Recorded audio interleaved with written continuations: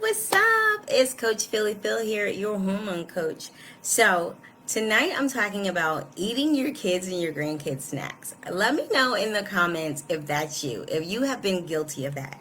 I know I was when my kids were growing up. I used to be guilty of eating some of their snacks, especially at night.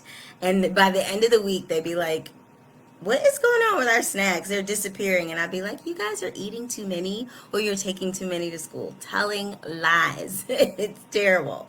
But if you are eating your kids or your grandkids' snacks when you get home from work or at night, let me tell you why. So this came to mind because I was talking to a potential client the other day and she confessed that she often eats her kids' lunch snacks when she gets home from work. Guess what? That's actually very, very common. As I just shared, I was one of those moms, right? Let me know in the comments if you were one of those moms. Were or still are, right? So here's why, though. One surefire way to set yourself up for cravings is eating too little. In fact, it can set you up on that vicious cycle of cravings and overeating. Undereating can happen if you don't follow a regular eating schedule, right? You forget to eat because you're too busy, or you're skipping meals, or you drastically cut your calories because you want to drop a few pounds. Each of those scenarios can lead you to legitimately being hungry and maybe even sometimes hangry because your blood sugar drops. And what happens when your blood sugar drops? It throws the entire system off balance. It makes your hormones go out of balance because now your body is like, oh, we need to get sugar in this body. So it starts releasing all sorts of things and now everything's all out of whack and takes so much more work to get you back in balance. So not only can that work against you, but it can also on top of that lead to you craving high calorie foods and not being able to resist temptation. Have you ever not eaten enough at lunch and on your way home, everything that you normally would pass right by starts to look good?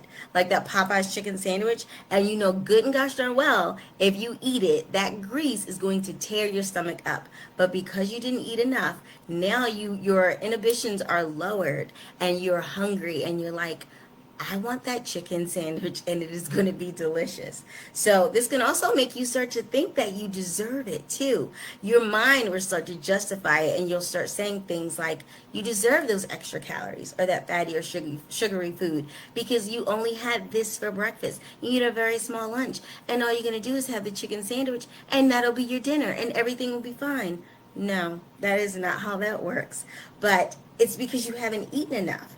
And you're thinking all day long, especially if you work in an office where people bring food that you know you don't want to have right now, everything goes out the window because now you can't resist temptation. And you start to justify in your mind why you deserve it.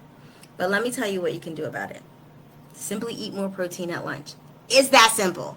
Yes, it is. So we all know that protein, or most of us knows that protein helps us stay fuller longer. So if you're not getting enough protein at lunch, that is part of the reason you are setting yourself up to eat snacks when you get home and raiding your kids' cabinets and telling them that somebody else ate it. That's what I used to do.